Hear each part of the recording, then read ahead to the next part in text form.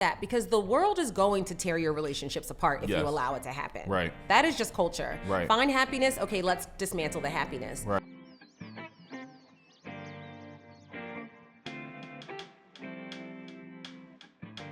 Welcome to another episode of Keepin It a Bean. Keepin It a Bean is a podcast that brings together conversation and commentary all over a cup of coffee. But in tonight's case, because it's a little later, we got tea. Thank you, period.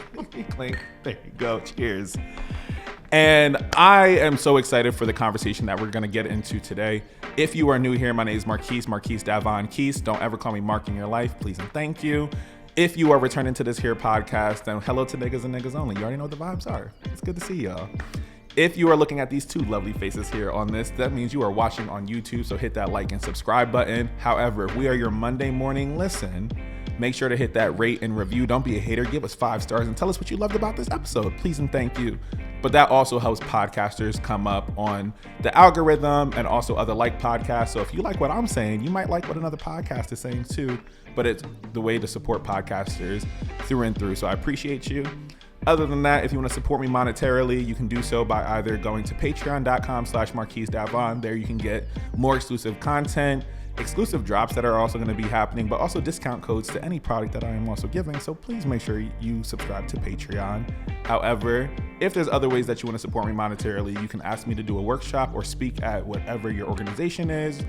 Any type of situation like that. You know, we talk about black masculinity, unpacking what that looks like, but also expanding the definition, SEL, but anything else social justice oriented, particularly with prison abolition, please let me know. I'm your guy. But you can also do so by getting some Leroy's Blend. Leroy's Blend is a Guatemalan origin. Daniel wasn't ready for that. This is a Guatemalan origin, but this is a coffee that I would love for black people just to be able to understand what luxury coffee is. So don't worry, I keep my Folgers too. That's my backup. But if you got luxury, this is what you want to do. Support a black-owned business, because you know we ain't going to Target right now, so we out here. Please and thank you. But in here, this coffee is a way to honor my pop-up Leroy, but also promote the idea of presence and patience. So whatever your routine is, don't forget to be present in that, and don't forget to be patient with it, because that's when you're always going to get the best result. Also, this coffee is best had in community, so please make sure you get a little bit of Leroy's Blend too. I'll make sure to leave the link in the description box below. Other than that, I know it's an economic recession happening right now. Everybody a little broke. So tell a friend to tell a friend to tell a friend about this podcast. Make sure to share anything that you see on social media and leave a rate and review. Those are good non-monetary ways to support me too. Other than that, that's my spiel for today.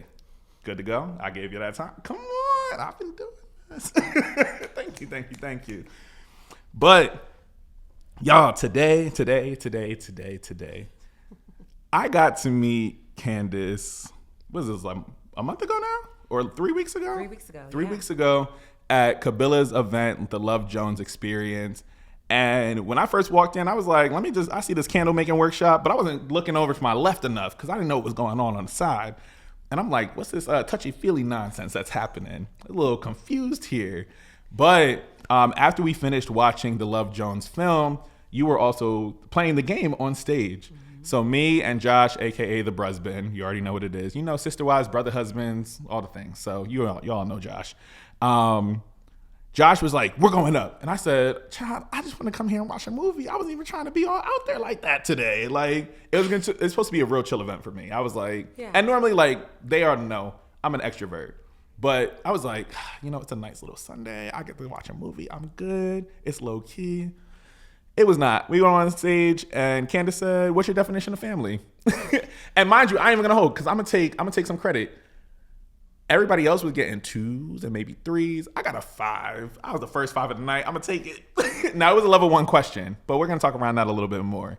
But that's my long-winded way of introducing you and how we got to meet. But also, you're an entrepreneur. You are somebody who is into lifestyle, romance, intimacy, but also expanding what that could look like, but also getting people to actively engage with that too. And so welcome to the show. How you doing? Thank you. Yes. I'm doing well. I'm doing really well. You and Josh gave such beautiful answers. Well, one of you got definition of family. Yeah. And then the other one of you got, I think, when do you know what love feels like? Yeah. What does it feel like falling in love? Yes. That was the question. And remember, the check was what was described was more like the actions. Yes. But then we sort of were able to sort of break down, right? The actions stem from the feeling. Yes. So and that was so because I thought that, but I was like, oh, you ate. I said, oh, you do this, because I thought it was dope, because you also immediately got into this idea of like men immediately think around providing and like the action behind showing love, rather than like, we didn't name the feeling, but where is this all stemming from? So for you, I'm like, oh, you kind of did like a layered approach to that kind of conversation. Let me be clear, because I even said it on stage. There's a difference between, and I think as women we have to be this way. I actually think anytime you sit in company that's not your company, your group of people, you have to listen, even if you don't agree. Active listening, right? Yeah. I don't agree with men when they say, oh, you know, but if I'm doing this, if I'm providing in this way, it must mean ... I actually genuinely believe that all people who can't identify their feelings correctly will then only look to their actions. That's really what it is. Ooh. And men aren't taught to identify their feelings. Right. And there's this common belief then that you can hide behind your actions. Right. But I have literally been in the presence of men who are deeply in love with me, but don't know what to do with it, or don't know how to identify it. Yeah. Don't want to acknowledge it or whatever. So then that's how they're basing their actions, right, based on how they feel about the feeling. Ooh. But that doesn't negate the feeling. Yes. But that's what intuition is, and an understanding. But I love that, because, and I know Kavon hears me talking around it all the time, of just like some people, I think for men, a lot of us have like a limited emotional vocabulary a lot of the time. That's and what so it is. like, you made me think around it, because when I was in the classroom, something I taught was SEL, so social emotional learning, but I also worked at an all boys school. So like for me, I also did like a Black masculinity course.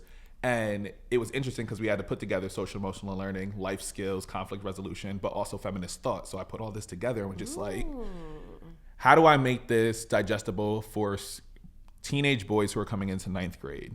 And I was like, you're not being socialized around women or girls at this point in time for you to be in high school. Except to be told to stay away, that they're dangerous, it'll ruin your life. Yeah, or you're too young for this. Clock it. Yeah. And so it was like interesting, because even in that conversation, the question that stumped my students the most is when I asked them, what do you need in this moment? And they always go, I said, well, and we call it kind of like a safety plan. But in the safety plan, it is, if I feel this, then I need this. So just fill in the blank. And it's just a good sentence starter of just like, if I feel anxious, I need a walk. If I feel mad, I need to put my head down, or I need to listen to music. And it's just like very quick things of just like identifying quick surface emotions and not maybe always getting to the underlying thing, but you're able to learn how to manage them. And so I think it was interesting to see, how does this manifest if it goes unchecked, and how it shows up in relationships later in life. And that's one of those things I think around when it comes to boys so often. So that's why I was like so fascinated with the work that you're doing, because I was like, you've essentially gamified teaching people how to engage in emotions or engage in questions that are much more directed. Mm-hmm. Or oftentimes we say, well, how are you? Mm-hmm. I'm fine. Or I can't complain. Yeah. And I'm like, if you're doing something, you should be complaining. Yes. I do a lot. All day long, and I'm trying to change the world. Right. I will complain to the elevator. Yes. I complain to the front door guy.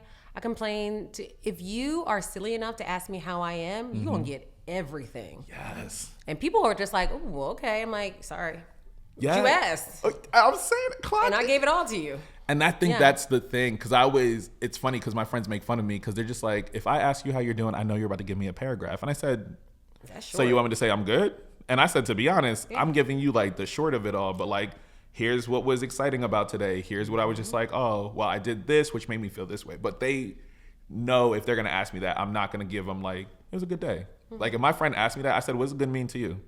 Like, yeah, you have to dig into people more. What's interesting about what you were sharing about the young men is and exactly right. We've just gamified the pathway to understanding who you are. A lot of us talk about ourselves in a way like we're hypothesizing who we want to be. Yeah. And that's how I'm describing who I am. For sure, 100%. Yeah. Then, right? So even with children are closer to telling the truth because they don't know to lie yet, particularly ones under the age of 13. Oh, when I tell you I loved working with kindergartens because I said they're essentially drunk adults. Oh, man. Like, they are the most honest that they could ever be. I also say with children, that gives you a great understanding of how horrible the parent is. Just straight up. straight up. But that can be a whole other thing. But with the game for level 1, for instance, you call it social learning. Yeah. I say the game experience, it shows you proof of concept for nervous system energy. Oh, say more. Sometimes people will say, I'm good, because in their minds, they are good because nothing traumatic is happening. Yeah. So I'm good. The sun came up, I'm good, right? But if you ask the question, right, name a place in the world that brings you calm. That's a level 1 question. Mm-hmm. I don't know. Well, it's not really about the place. Yeah. The question really is asking, do you know peace and tranquility? Like, can you get yourself someplace calm when you are erratic? Yeah. And so for a person who says, I don't know, okay, well, can be like, oh, okay, well, think about it. Right. I guess my bed. Okay, then that's fine. Right. But what I'm also thinking about is okay, but you don't know how to calm yourself. Yeah. Unless every time you get upset, you're just running to your bed. Yeah. But when someone can answer that question with such authority and exuberance, right, then that's typically a person who can control their emotions, because when their emotions are irate or out of control, they know how to bring it back. Right. For me, it's as simple as just hearing water running. I would prefer to be at the beach. I'd rather be by a body of water in some kind of way. But I know if I go to the bathroom and turn the faucet on and just sit there, it sounds crazy. But that will do more for me than listening to a song, which is going to pop up my ego, right? Yeah, a lot of us yeah. listen to ego-driven music. Yeah. So it's those kinds of things. So particularly with children, it's not even really about them answering the question. It's about giving them the deeper meaning behind the question so they can think about that. My 16-year-old nephew, football player, very handsome man. Yeah. We played, and we have this clip on my Instagram page. We played the game. My, at the time, 10-year-old niece, and at the time, 8-year-old niece. And he has a new girlfriend, and his question, because all the questions are so perfectly on time. Yeah. His question was, name 3 romantic wishes. He didn't know what a romantic wish is. And I said, you have a girlfriend, but you don't have a romantic wish? Like, you don't know what romantic wishes are? Yeah. So then we got to describe them. And he's like, well, what are they? I was like, well, these are the things that you hope for you and your partner that you chose. There are a billion girls in the world. Why did you choose her? What do you wish for her? What do you wish for being next to her? What do you hope for with you? Like, why are you with her? Yeah. And so, of course, does he know the answer? Yeah, because he likes her, but he had never really... It's like knowing a book because you read it, but now you have to do a book report. So now you have to really kind of prove that you know it and actually put it into some type of motion. Yeah. And so it really worked out well. We talked through it on camera. He understood it. And now, I mean, of course, that relationship ended. Okay. They're children. Right. But he knows a romantic sentiment is just as important for a man to bring, right? That's where leadership comes from. You want to lead a woman, then lead her with something she can actually walk behind. Yeah, I'll be saying, I tell my and boys the this a children should be lot. starting it. Yes. Yeah. Oh, that is so good. Yeah. And now I love this. And let's level set real quick too. Is like, I want to take it back just a little bit too, because one, where did you come up with the concept of touchy-feely?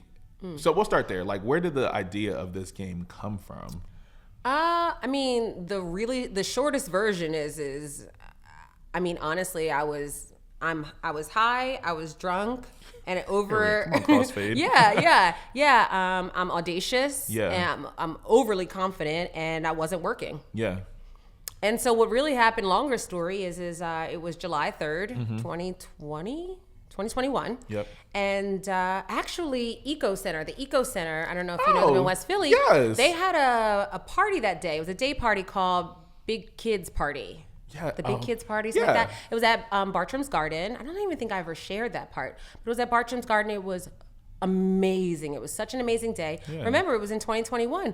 We all thought we were going to die. Right. So that was the first public thing I had gone to. Yeah, shout out to Kyle. Like, he really does that. Amazing man, amazing organization.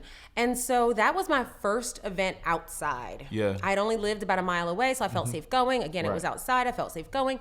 But I went the whole day. Went past. Actually, we did a relay race, and my team won because that's what we do. Come on. And you said one thing about me, I'm not going to lose. That's all we do. Got our gold medals. And one of there were 4 of us on a team, and one man who I just met, he goes, you know what? We should do something after this. And I said, I have a date. I got to go on my date. And he goes, I have a date too. I'm going to cancel my date. You're going to come with me. Oh. I said, okay, well, If you can tell me what to do, you can tell me what to do. And that's it. That's why I was like, if you have a romantic wish, then a woman can recognize that that is what romance is. Yeah. You have a personalized consideration for me. Right. Not for every woman or whatever, right? So we ended up going out, spent 17 hours together, had the craziest date. I'll save the date. But the next morning around 7:30, he went to work. I wasn't working. I had just retired I was a television news producer for a long time. So questions are just, I was a child who's very acquisitive. And then I spent the past 15 years asking everybody everything because that was my business. Yeah. And so he left and I said, you know what? Because I felt like I had fallen in love with him over that 17 hours. And I said, I was like, I want to create a game that feels like this. And I think anyone who's ever had a feeling of love will appreciate this. It's new enough so that it's totally untarnished. Yeah. Right? It's nothing but giddiness and joy. And oh my God, we talked about this and that made me feel so good, blah, blah.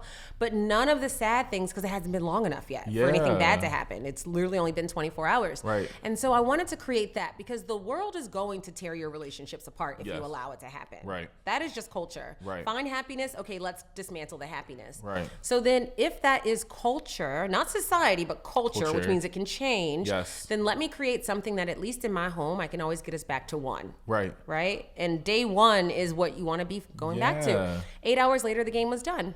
Wow. It was the easiest thing in the whole world. I would say in that 8 hours, and then after the 8 hours, actually, the game was 150 questions. Yeah.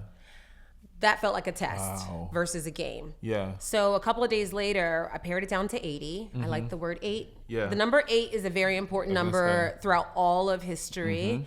Obviously, in Asian and African culture, it's such a powerful and lucky number. Yep. And then with the 0, it just felt like, infinity, That's which is exactly the infinity sign. For the 8. Plus 0 makes it infinity plus. Yeah. So it's a forever game and forever going game. And so that was the thinking behind that. And maybe 9 months after that, the branding was all done and all that. And then we were on market maybe about a year after creating it. So maybe about a year and a half. So about February 5th, 2023 Better be is when ready we for came around out. Valentine's Day too. You Yeah, knew that was our exactly drop. I said black love is happening. Come on now. That's exactly what it was. Romantic sentiment is supposed to hit highest around Valentine's Day. I think it's the only time that we're actually, as adults, really thinking about it in any real way, or at least kind of. So that was the reason why. But honestly, there's so many romantic holidays, special occasions.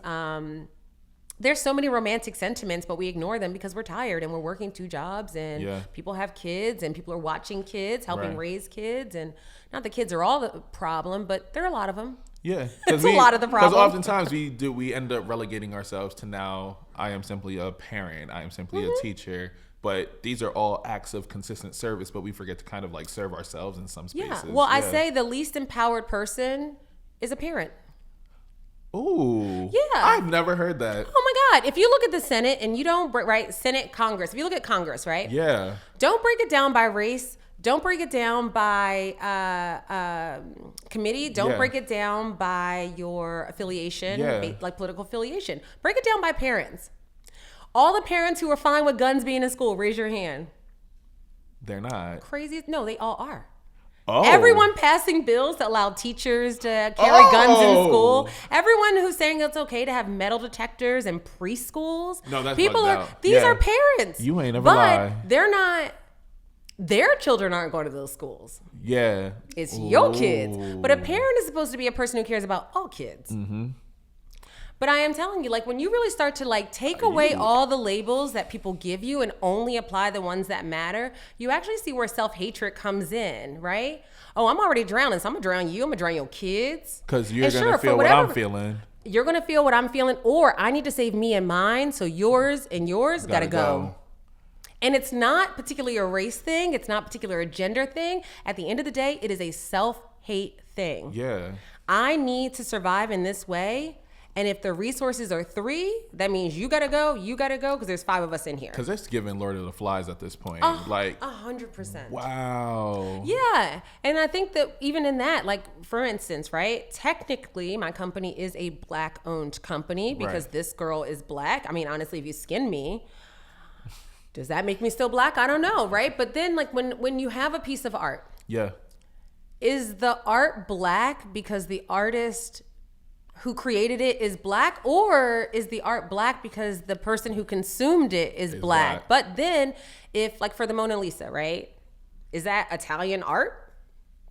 Right? For hundreds of years, we look at that piece. It is highly hypothesized. People think about it all the time. I mean, I think about her smile often. I think about she must be in front of some dumb corporate guy who's trying to tell her about herself, and she just no, because that smirk, it's a smirk, like let me let you say what you gonna say, but also like, you know, I'll murder you in your sleep after making love to you. Right? Come on now. But go ahead. Tell me about myself. I think about it like in those terms, and then it helps me to prioritize that. Number one, it takes the pressure off of me to say, oh, you don't like me because of this. Right. I can't go down that list. You can like me. You can dislike me for a lot of reasons. I give you a reason every single day just by being audacious. That's enough of a reason.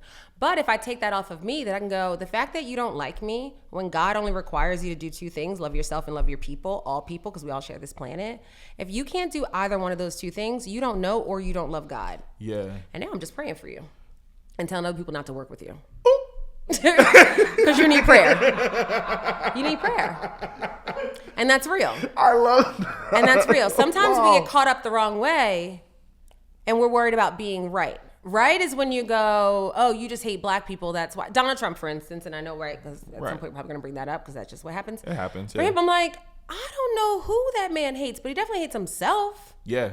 Quite a bit. Quite literally. And there's definitely, I mean, knowing men, knowing masculine men, being privileged enough to be the type of woman where men want to talk to me. Right.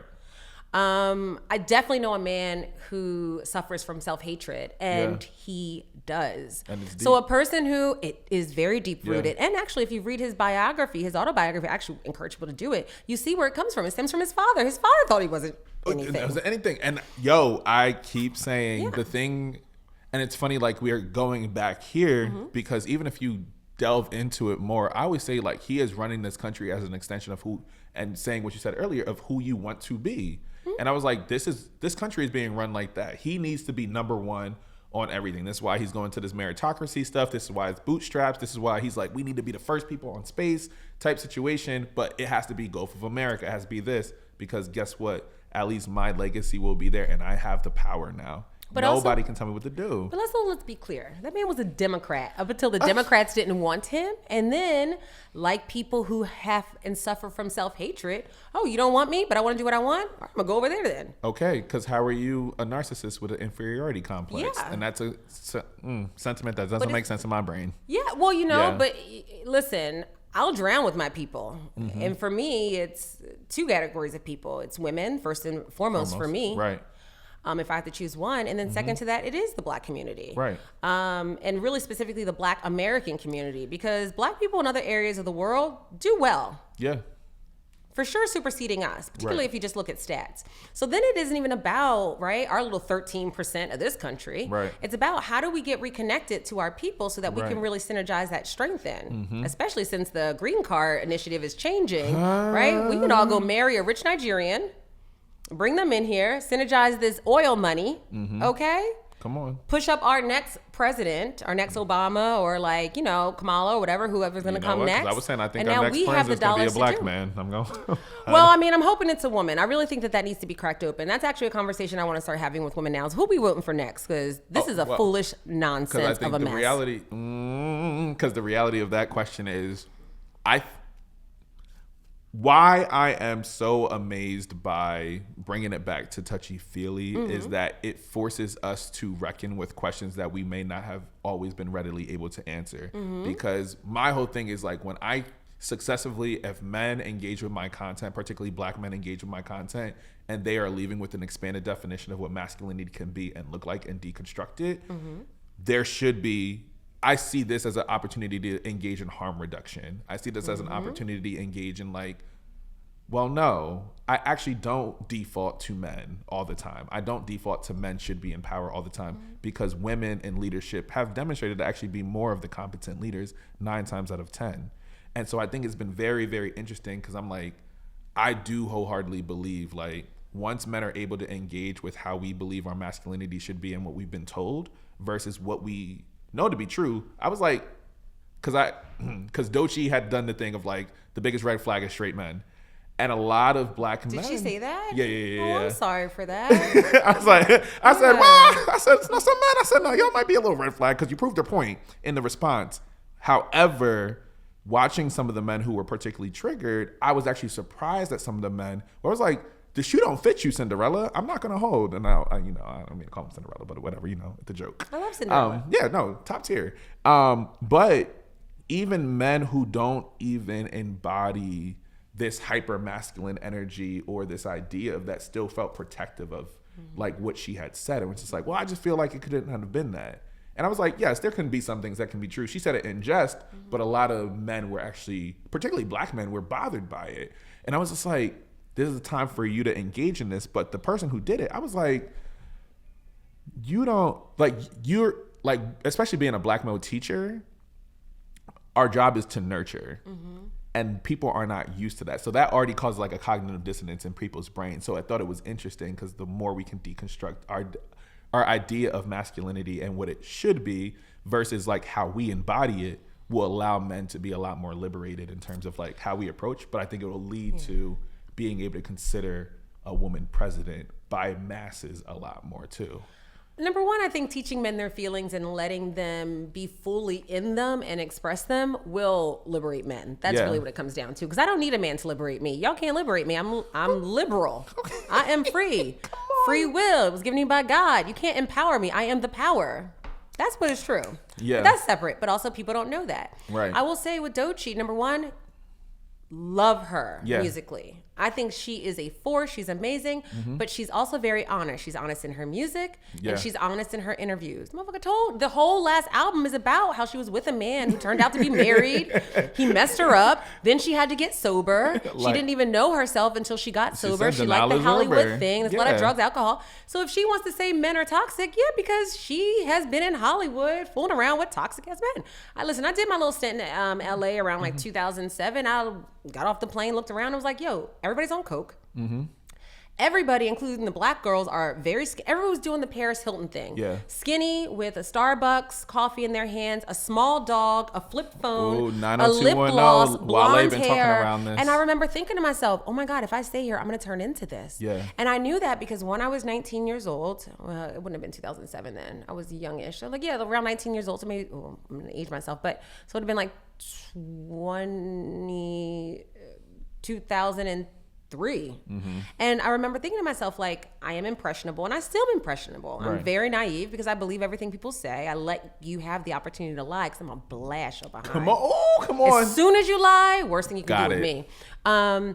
But I knew myself. I'm like, okay, myself is not going to survive in this environment. And I am a party girl. I'm a big party girl. It's one of the reasons why I chose being in the entertainment industry. But I also was born and rooted into a spirituality that can't be shifted. Though the party girl can be shifted to whatever party I'm going to. But I can't be changed. But when you're a young girl hitting Hollywood and you're getting all of this and that, and people like you, she's a beautiful young woman, I'm sure people will play with you. And so when she makes a statement like that, you always have to consider the source, right? You wouldn't drink water from any place. That's what I was explaining. So I said this is one person cannot dictate this entire thing. But I will say the only thing a man can do at the end of the day, particularly a black man to a black woman, is let her say what she wants to say and then say, sis, you sound hurt. Let me know if you want to talk about it. That's it. There doesn't have to be a dismantling of someone's experience. I'm actually learning that within myself too, because there's a lot of foolishness that gets said. In fact, last night a black man said to me, and I hear this often from black men only, because they're the only ones crazy enough to say something like this to me and think it's true, it was literally said to me, quote, we were at a cigar lounge last night. I was showing a girlfriend of mine and her guy that she's dating around the city. They were coming in from Baltimore, and I only say that because he's a Baltimore guy, and that places itself accordingly. He said, you know who the most difficult restaurant customers are. He's like, who's the most difficult, the most difficult restaurant customers are? And I said, who? And he goes, black women. And I said, oh, like ones you date? Oh, clock it. And he said, no, like just everybody will tell you that. Well, I worked at Barclay Prime. I worked at Delilah's, which is a very famous strip club, at the same time that Amber Rose worked there and Drea worked there and some other really fantastic black girls. And On top of that, I have friends who own restaurants. I can name a bunch of restaurants in the city owned by my friends, and I've been through this city. Right. That's not my experience. You know what? I don't mind the audacity. I love audacity. Audacity is usually where honesty lives. But I think what it is right, we have to be able to police our own experiences. Mm-hmm. Do I commonly do I commonly find myself in company with people who are just rude? Right. Do I commonly hang out with people who don't have the funds, but they do deserve the fun? Right. Right? That's really now what you it ate that. Hold on. Yeah. Because you've been having a couple quotables this time around. But that is true. Is that a race thing? I don't know. Because then on the other side, right, I would think that some of the most audaciously difficult people would be privileged white women, right? If we're going to be honest about it. But it's not even about one or the other. It's all people who are rude are rude. And I love where you're going with this too, because oftentimes, like, one thing is rooted in racism, misogyny, misogynoir, all these things around, like, how do we get to that conclusion? Mm-hmm. But oftentimes what I also realize is so many people don't interrogate how they get to that conclusion. But what I'm loving about what you're even saying now is, like, actually take away the racial component of it, take it away the gendered experience, and these things still matter and can play a role. But when we break it down to the human experience, sometimes you just might be a shitty person. Sometimes you might just be an impatient person. Sometimes you might actually not respect poor people. You might not respect people who work in service because you think that they are at the will of what you want. But oftentimes it's about, like, do we have a mutual respect upon each other? And then how are we actually engaging human to human? Because I don't look at you as lesser because you're a woman. I don't look at you as lesser because maybe you don't have long hair, right? And people will look at you and immediately just be like, well, what kind of person are you? Oh, you wear makeup. You must be shallow. Like, right? Like, these are quick assumptions that are made, right? Or you're really pretty. You must be dumb. Right. Absolutely. And so I think it's interesting because I love the duality that you're even expressing too, because not only are you rooted in your spirituality, but you also are able to experience life and be honest around, like, how you experience life too. Yeah. Because you keep saying it, but, like, audacity is also rooted in your truth, right? Yeah, and then the truths that you've chosen to take on. I say a lot of times, I think that when people say black people, they actually mean unwell people. Yeah. Because they swear the ghetto always means black. And I be looking at it, like, you know. Right. I mean, just, you know, there's so many iterations of that. But even when, you know, women are so emotional, that sounds like a healthy person. A healthy person is emotional.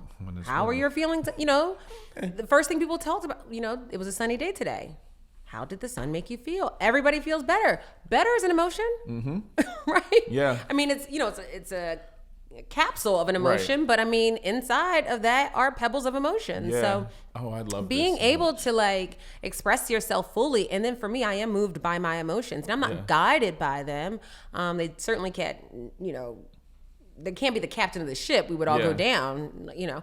But I do feel, as I talk about with the nervous system energy, oh, you know what? I feel safe in here. I'm not going to give anybody in this room any trouble. Yeah. Right? I don't have to come in with all of these defenses because there's nothing to defend. Right. Right? Oh, I'm not safe in here. I'm coming in, arms swinging, ready to go. Yeah, bullets are, because hey, how are you? Yeah, like I know the difference in the energy in the space versus some people, maybe even just say, like, women particularly, who can't let their guard down, period, because they can't identify a healthy safe space versus a not so healthy, possibly endangered space. Yeah. And I love, like, especially where you're going with this too, because I think there's actually been a loss of intuition lately. Like, so many people. Fully. Yeah, I'm like, I realize even with younger folks too, especially, like, now that I'm managing younger folks, I'm realizing, I'm like, oh, this is a generation who has began to lose the ability to just trust your gut. Like, are you able to discern what your gut is feeling versus what your head is telling you? And, like, that marrying of the heart and the mind. And I'm just like, I think, or gut and the mind actually. And, like, where does that go? So there are so many things you were saying right now where I'm just like, I think I look at this from the source of, like, child development, because I'm always just like, adults still need to be tended to the ways in which that we tend to children. And so the same skills that we are teaching them we tend to kind of lose, because oftentimes as adults we go into autopilot. And I think that autopilot sometimes is the death of empathy, is the death of how we engage in community a lot more. Sure. And I mean, the other two things I would say that's the death of empathy is, number one, corporations. Corporations are only 100 years old. And so the idea that, right, what used to be, I actually just saw this and it's so true, right? Before the 1840s, everything was about whatever you created in your home. Yeah. So it was you, it was your wife, or whatever, whoever your partner was, and then your children. And then together, collectively, you create something that you went out, you either bartered or you got money for, you came back, and then that is how you all like fed yourselves and your family. The Industrial Revolution changed everything. So now we have to go further to bring things back into our homes. We're spending less time together. Now with the technology revolution, now we are convinced that we don't need each other, right? So now there's more space. And if a man wants anything, he wants more space to not acknowledge his feelings. So then there's that. Right. But now you have women putting on their pants and wanting acknowledgement and wanting to move forward in their way. But then how do we navigate that? And so like, let's take away those two things, right? Because that's industry. Alcohol. Alcohol has been around a long time, but it's only really been poisoned the last 100 years, right? And so even when I look at my life, I'm a 40-year-old woman. I didn't take my first drink of alcohol until I was 20. Really? Thank you. The black people. Wellness. Okay. I take care of I'm not stressing out over you, or anybody else. I'll be beautiful water, my whole stay moisturized. Life. Wow. Stay wet. But like 21, I had my first sip of alcohol because it was my 21st birthday. People push, whatever you do. But I didn't stop drinking alcohol until I was around 37 years old. And that's because we were in the pandemic. Huge party girl. I've partied everywhere there has been a party on this planet. And it wasn't until the pandemic hit. I don't drink alone. I only drink socially, and I don't drink in my house, period. So for a year and a half, I didn't have one sip of alcohol. First time, I mean, I don't think I had ever gone more than 2 weeks without, and that was for a cleanse, without any alcohol. But then I got all this sense of clarity. I started thinking back to all my party days. I was partying a lot, working a lot, partying a lot, working a lot. But when I think about like my interpersonal growth, there wasn't a lot of that.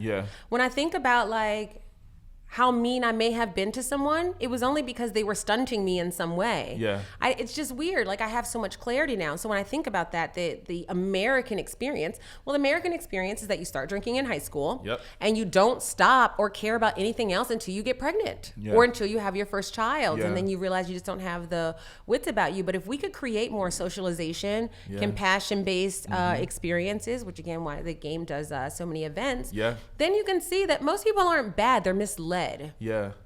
That's really what it is.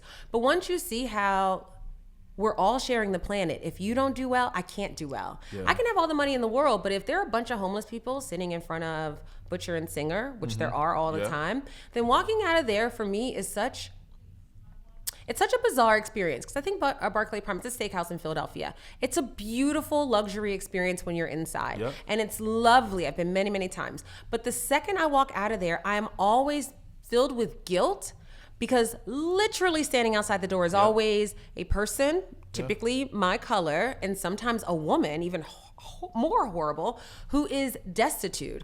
And so we were just inside spending $500 to $1,000 to $3,000 on dinner, and this person is dying for a sandwich.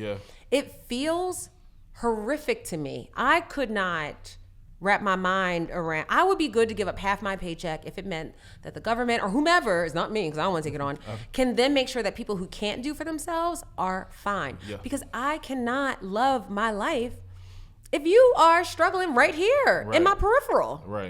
Because you really have to literally put on a blinder to like. You that have kind of to, but it doesn't work because a struggle person will then rob, steal, or beg.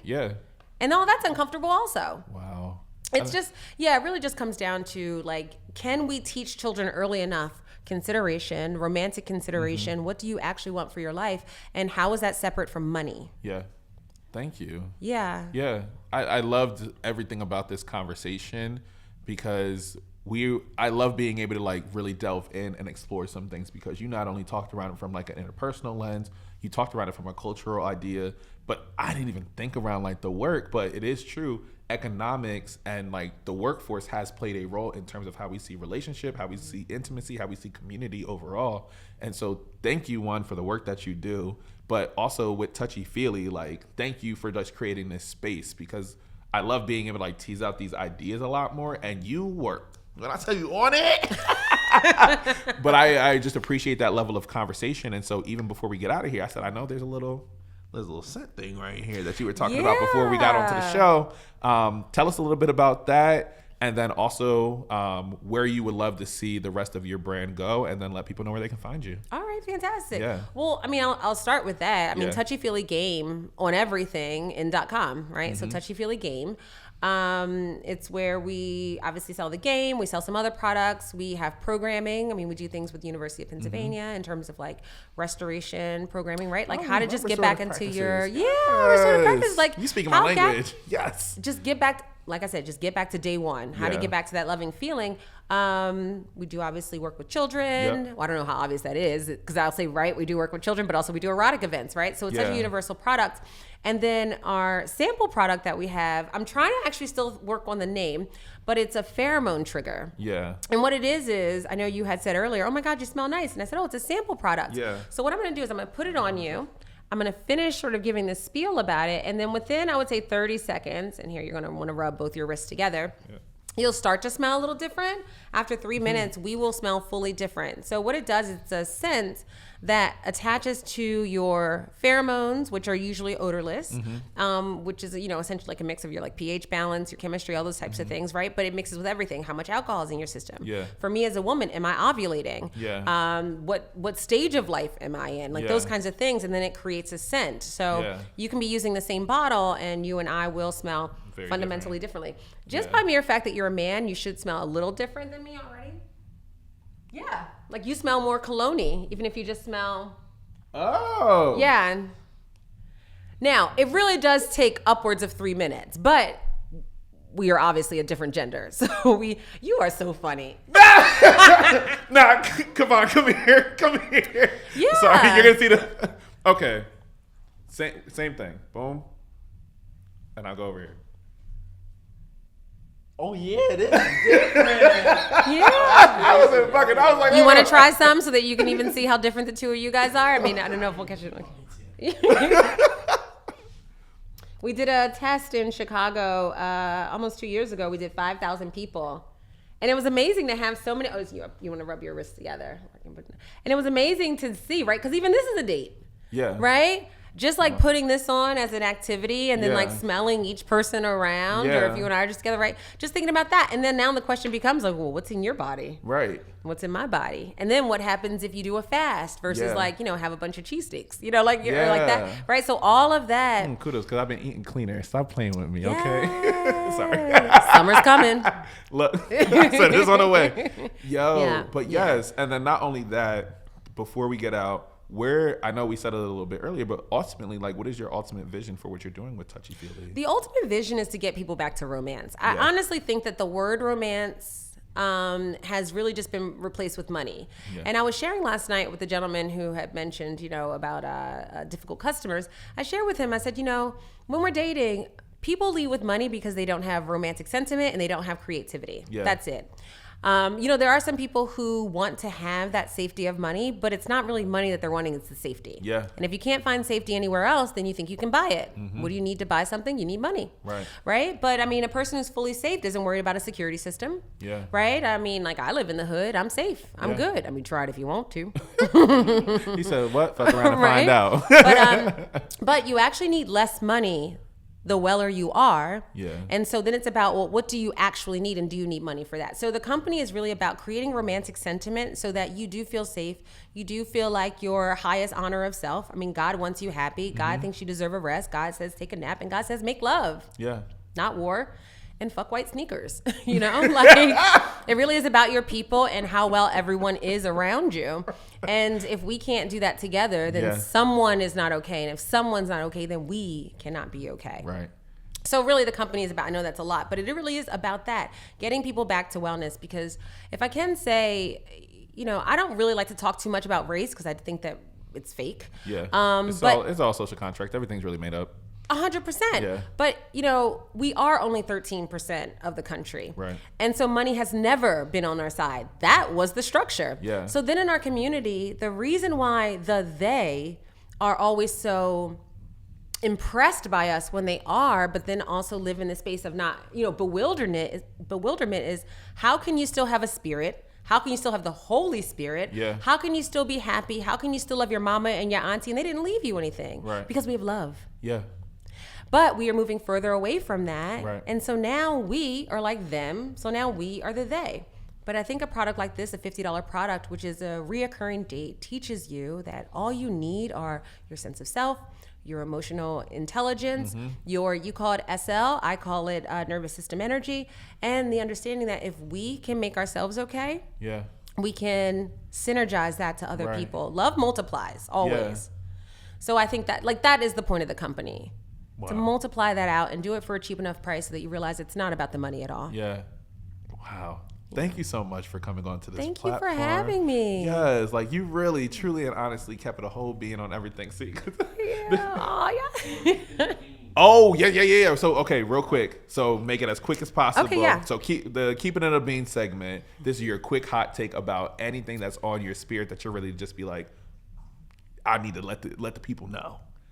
What's your hot take? My hot take is I think we need to create more spaces where masculine men can fully express their full selves, not just emotionally, but sexually. I think if we created spaces, and I actually am creating this right now, where we allow men to actually do everything they want, they themselves can realize that they don't know nothing. And then they can ask a question so that not only are you getting what you actually want, but then I can desire it because I have pleasure from it. Not just groping because you don't know how to touch a woman because you're scared. Yo. You're touching what you touch because, it's like the Hamburglar thing. Like, I'm just good. Wow. Like that. But when I lay myself out and I open my body up and I say, okay, come play with me. Do you know what to do? That's when they run. Yeah, because it's too much. Yo, okay. Nah, because I just had this conversation. Nope, that's it. I know. Sorry. I just had this conversation the other night, but I was talking to my boy around what does submission mean for him? And for him, he was like, I don't do that submissive stuff. I can't do it. And I said, well, also, are you submitting to the pleasure of the experience? What do you see as submission outside of the act of it? But what are you feeling safe? I see submission as feeling safe enough with your partner to allow them to experience what they want with you as well. And so what does it mean to also give yourself up to your partner and not only just be the dominant and provide through sex? What does it mean to also allow them to also want to experience this thing with you? And it kind of fucked him up a little bit because he was like, well, I just felt like submission was the woman got it. And I said, oh my gosh, you got to expand your mind. But it was funny. But I love that you said that. So I'm not, now, bro, I know you're going to be watching this one. So I'm going to make you watch this clip. But because he knows who it is. But I love that because it does allow, I would say men just need to be more curious around who they are and stop saying the rules. I said, each relationship is individual to you. So if I'm going to keep it at a bean, stop going to relationship gurus to figure out what your relationship should look like. What works for you and yours? I said everything is different. To me, I was like, the only thing that should feel similar is a basis of respect and communication that should exist within your relationship. As long as you can do that, and transparency. Sometimes they say vulnerability, but I think if you're more transparent around what you're feeling, that can then lead to the vulnerable piece. And so I think that is a very different thing because now you have permission to negotiate and your partner has permission to negotiate how they want to interact with you if they choose to be able to meet you where you're at. But if they can't, then that tells you everything you need to know. And that's beautiful because knowledge is power. And that's all it is. Yeah. And so, y'all become more curious about romance.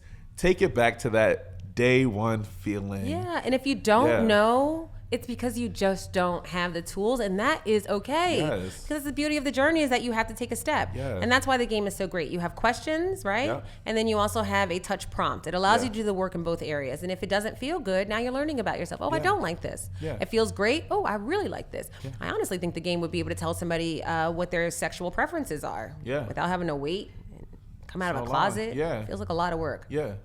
Wow. Thank you for making life so easy. That's so sweet. Yes, thank you for coming to the show, y'all. That's another episode of Keeping It a Bean. I am so excited for my audience to get to see this episode. This is how we are celebrating Women's History Month, and for you to be the kickoff episode around just like romance and all that good stuff. I think it's gonna be so. I didn't know awesome. I was the premiere. Oh yes, you are the premiere. Okay. I'm telling you, and I'm excited for our next guest because we have 2 of you in here, and I was telling you, like, I chose these books specifically because of the 2 that we have in here. But being able to hear like how you were explaining like romance through this game, but also just hearing your story and whatnot, this next conversation is really around like, what does womanhood mean to you, but also like how you serve as a example and a possibility model. So I'm excited for y'all to get to know. So these guests for this month is really something. So y'all make sure you are tuned in for all of the month of March to get to meet some of these dynamic women that we are going to have on the show. So thank you so much for another episode of Keeping It a Bean. I will see y'all next week. Peace. Yes, sir. Come on.